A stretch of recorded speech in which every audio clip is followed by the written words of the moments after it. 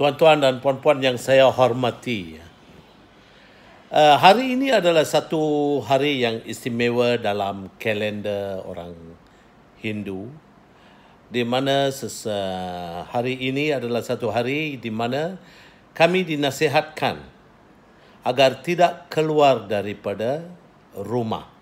Ini untuk semua manusia, dan saya pula tertarik supaya tidak keluar atas nasihat seorang budak berumur 14 tahun yang hari ini sudah menjadi pakar meramal kita punya masa depan mengikut planet-planet yang wujud. Dia telah meramalkan pada 8 bulan yang lalu. Agitya Anand nama dia dari India, 14 tahun umur. 8 bulan yang lalu beliau telah mengatakan bahawa akan wujud satu virus yang akan menggoncang satu dunia ini. Dia kata bulan Disember, dan virus ini akan habis sebelum bulan Mei. Dan hari ini beliau mengatakan adalah satu hari yang amat tidak elok lah, yang memang tak elok, dan minta rakyat supaya jangan keluar. Ini Agitya Anand dari India. Saya hari ini mau bincang pasal ECRL. ECRL mula-mula bila PH ambil alih, mereka kata sekitar 30 bilion. Kemudian lepas itu Tony Pua pula kata 20 bilion je. Lepas itu Tun Dr. Mahathir dakwa kos sebenarnya akan hanya lebih kurang 10 bilion. Ini ECRL, Kerajaan Pakatan Harapan Umum, 30 bilion. Tony Pua pula kata ECRL lebih kurang 20 bilion. Lepas itu Tun Dr. Mahathir, bekas Perdana Menteri dan dijangkakan manusia paling kaya di dunia. Paling kaya. Kalau dengar Anwar Ibrahim lah, bakal Perdana Menteri ke-9. Bakal Perdana Menteri ke-5, ke-6, ke-7, ke-8. Sekarang bakal Perdana Menteri ke-9. Itu pun kalau jadilah. Bakal tu memang orang yang mempunyai rekod dunia dalam menjadi bakal Perdana Menteri. Apabila Pakatan Harapan membuat perangkaan ECRL, terakhir sekali Tun Dr. Mahathir umur 10 bilion, tiba-tiba Tun Daim telah menaikkan harga kos ECRL menjadi 44 bilion. Dan sekarang saya nak tanyalah, ini projek ECRL ini projek yang direncana, yang diplan oleh kerajaan Datuk Seri Najib Tun Razak.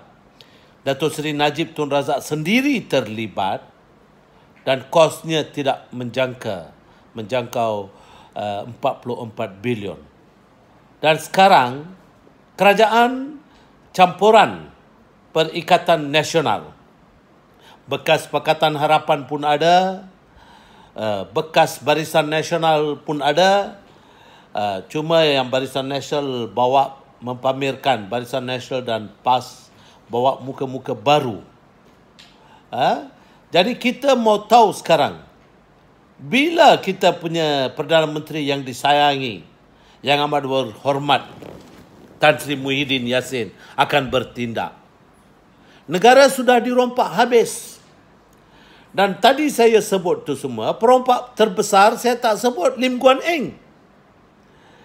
Beliaulah Menteri Kewangan yang menjual habis semua harta-harta yang menjadi aset-aset terkemuka negara, dan di antara aset yang paling baik di dunia, di antara yang paling baik. Misalnya hospital ISH, macam-macam. Jadi sekarang yang amat berhormat, bila mau ambil tindakan?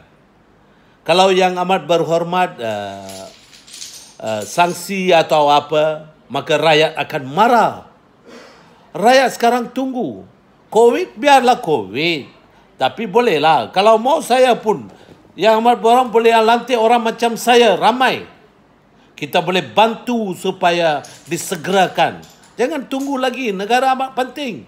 Mereka sekarang, duit yang dirompak itu, mereka gunakan untuk hentam balik masa COVID. Masa satu negara, pemimpin-pemimpin semua sedang bekerja keras.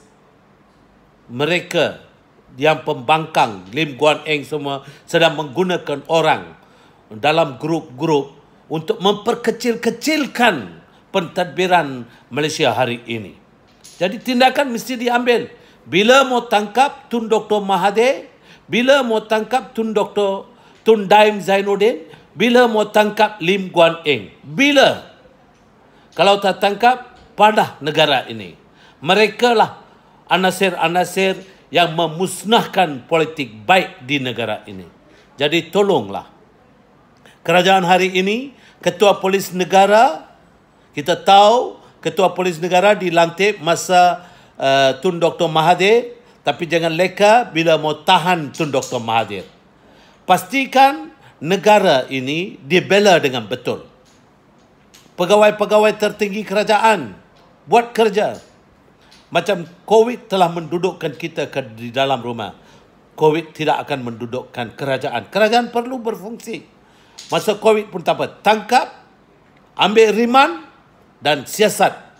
Siasatan semua hari ini anak-anak kita mereka buat kerja mereka dari rumah sahaja.